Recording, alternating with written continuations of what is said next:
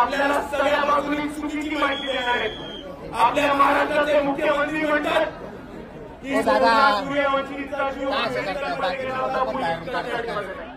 खोटा बोलतायत ते। सोमनाथ सूर्यवंशीचा जीव हा पोलिसांच्या मारहाणीमध्ये पोलीस कस्टडीमध्ये गेला होता। त्याचबरोबर राहुल गांधी काँग्रेसचे नेते म्हणतात की सोमनाथ सूर्यवंशी दलित होते। मित्रांनो समजून घ्या, ते म्हणतात सोमनाथ सूर्यवंशी दलित होते। आपण समजून घ्या, ते दलित या शब्दाचा वापर करतात। त्यांना लाज वाटते म्हणायला की सोमनाथ सूर्यवंशी हे आंबेडकरवादी कार्यकर्ते होते। त्यांना लाज वाटते म्हणायला की सोमनाथ सूर्यवंशी आंबेडकरवादी योद्धा होते। त्यांना लाज वाटते म्हणायला की सोमनाथ सूर्यवंशी वंचित बहुजन आघाडीचे कार्यकर्ते होते। त्यांना लाज वाटते म्हणायला की सोमनाथ सूर्यवंशी हे एक सच्चा वीर योद्धा होता।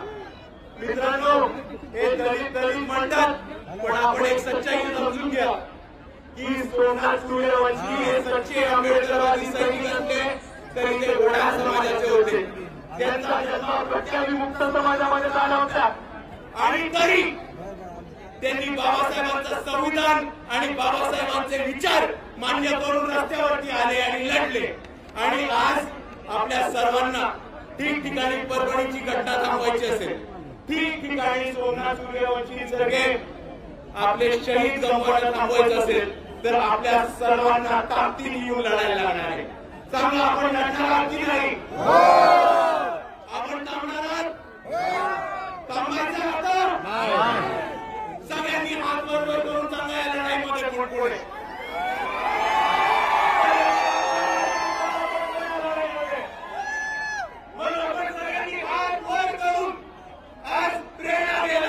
भीमा कोरेगाव विजय स्तंभाच्या खाली उभं राहून इतिहास इतिहास आहे, जिकडे आपल्या 500 शूरवीरांनी कितीतरी लाखो पेशवेकरच्या मातीत काढले होते।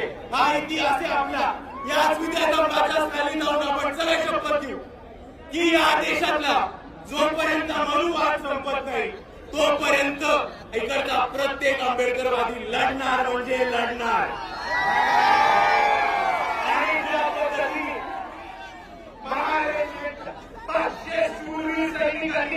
इकडची पेशवाई बाकी झाली होती, त्याच पद्धतीने इकडचा प्रत्येक आंबेडकरवादी जोपर्यंत इकडचा मनुवाद आणि इकडची पेशवाई जमिनीमध्ये नाही काढत तोपर्यंत आपण थांबणार नाही म्हणजे